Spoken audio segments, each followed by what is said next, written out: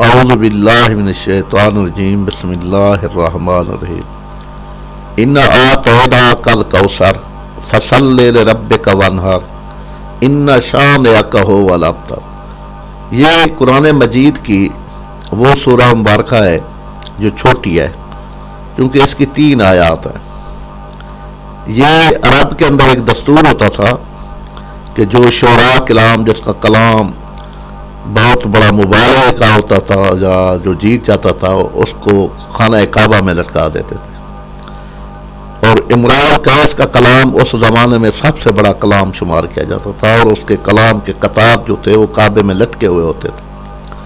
جب یہ سورہ مبارکہ نازل ہوئی تو رسول اللہ صلی اللہ علیہ وسلم نے فرمایا اس کو عرب کے شہروں کو جو مقابلے کے لیے بلاؤ، اور اس کو لٹکا دیا گیا۔ امرؤ القیس کی بہن کہتی تھی کوئی مائی کا لال پیدا ہی نہیں ہوا جو میرے بھائی کے کلام کو توڑ ڈالے۔ جب یہ اس سورہ مبارکہ کو پڑھا تو اس نے کہا جی میرے بھائی کا کلام آج ختم ہو گیا ہے، کیونکہ رباعی ہوتی ہے 4 کی، مخمس ہوتی ہے 5 کی، مسدس ہوتی ہے 6 کی، شعر ہوتا ہے 2 کا۔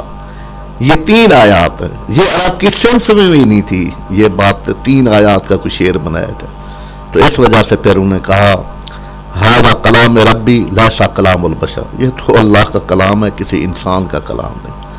تو محترم حضرات، اس میں اللہ تعالیٰ نے خیر کثیر کا ذکر کیا ہے۔ رسول اللہ صلی اللہ علیہ وسلم کو فرمایا کہ ہم نے آپ کو کوثر عطا کی ہے، بس تو اپنے رب کی نماز پڑھ، قربانی کر، تیرا دشمن ہی بے نام نشان ہوئی۔ آج صبح اذان شروع ہوتی ہے، سورج طلوع ہوتا ہے، مغرب ہوتی ہے، ساری رات سرکل ہوتا ہے کائنات کے ہر خطے میں، جہاں اللہ اکبر کی صدا ہوتی ہے، اشہد ان لا الہ الا اللہ، وہاں اشہد ان محمد رسول اللہ، لیکن آپ کے دشمنوں کا نام و نشان ہی باقی نہیں رہ گیا۔ تو ہمیں چاہیے کہ ہم قرآن مجید کو سمجھ کر پڑھیں، یہ سمجھنے والی کتاب ہے، اور پھر یہ ہدایت والی کتاب ہے، یہ سارے ہمارے معاملات درست کر دیتی ہے۔ اللہ تبارک و تعالی ہم سب کے اوپر حال پر رحم و کرم فرمائے، تمام طالب علموں کو کامیابیاں عطا فرمائے۔ والسلام وما علینا البلاغ۔